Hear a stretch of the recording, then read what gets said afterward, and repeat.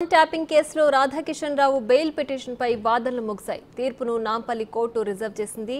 మే 2న తీర్పును ప్రకటించనుంది. రాధాకిషన్ రావుకు బెయిల్ ఇవ్వొద్దని పోలీసులు కౌంటర్ దాఖలు చేశారు. సాక్షులను ప్రభావితం చేసే అవకాశం ఉందని పబ్లిక్ ప్రాసిక్యూటర్ తెలిపారు. ఇప్పటికే రాధాకిషన్ రావు జ్యుడిషియల్ రిమాండ్ ముగిసింది. పోలీస్ కస్టడీ కూడా పూర్తయిందని కోర్టుకు ఉమామహేశ్వరరావు తెలిపారు.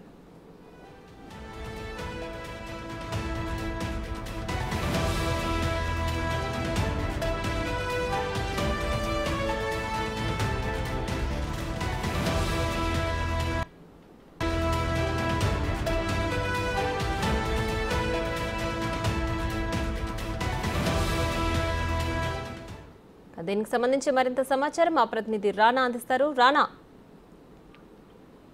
దర్యాప్తు దశలో ఉంది కాబట్టి కేసు కూడా చాలా కీలక దశలో ఉంది. ఈ సమయంలో రాధాకృష్ణరావుకి బెయిల్ ఇస్తే ఖచ్చితంగా కూడా సాక్ష్యాధారాలను ఆయన పాస్ చేసే అవకాశం ఉంది. కాబట్టి ఆయనకి ఇచ్చే పరిస్థితుల్లో బెయిల్ ఇవ్వాలంటూ కూడా పోలీసులు కౌంటర్ దాఖలు చేస్తున్న నేపథ్యంలో గత వారం రోజుల నుంచి కూడా ఈ రాధాకృష్ణరావు బెయిల్ పిటిషన్ సంబంధించిన విషయంలో ఆయన వేస్తారు అనేది చెప్పుకున్నారు. కానీ ఆయన వేసిన తర్వాత పోలీసులు కూడా అనేక అంశాలను కూడా ప్రస్తావిస్తూ నిన్న కౌంటర్ దాఖలు చేసి కౌంటర్ దాఖలు చేసిన తర్వాత ఇరు వాదనలు కూడా విన్నారు. జడ్జి విన్న తర్వాత తీర్పును రిజర్వ్ చేసినటువంటి నేపథ్యంలో సెకండ్ పడుతుంది. దాంతోపాటు ఈ జ్యుడిషియల్ రిమాండ్ పూర్తయింది కాబట్టి పోలీస్ కస్టడీ కూడా అయిపోయింది కాబట్టి ఆయనకి బెయిల్ మంజూరు చేయాలంటూ కూడా రాధాకృష్ణ లాయర్ ఉమామహేశ్వరరావు ఆయన చెప్పినప్పటికీ కానీ పోలీసులు మాత్రం కొన్ని ఎవిడెన్స్ అయితే వాళ్ళు సాక్ష్యాధారాలుగా చూపిస్తున్నారు. ఆ ఎవిడెన్స్ ప్రకారం అన్నటువంటి పరిస్థితుల్లో ఈ కేసు అత్యంత కీలకమైనటువంటి వ్యక్తిగా రాధాకృష్ణరావు ఉన్నాడు కాబట్టి ఆయనకి బెయిల్ ఇస్తే పూర్తిగా పరిసరావు వ్యవహారం కానీ, అలాగే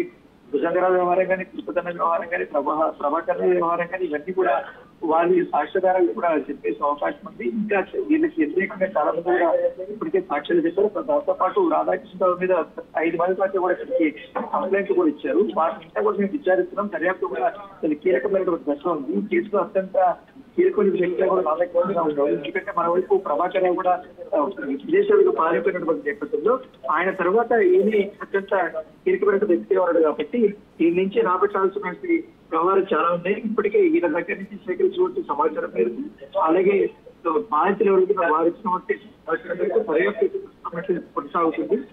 ఈ పరిస్థితుల్లో ఆయనకైతే బెయిల్ ఇవ్వద్దు అన్నట్టు కూడా వీరి న్యాయస్థానానికి పోలీసులు కౌంటర్ దాఖలు చేసినట్టు right Rana, thanks for the updates.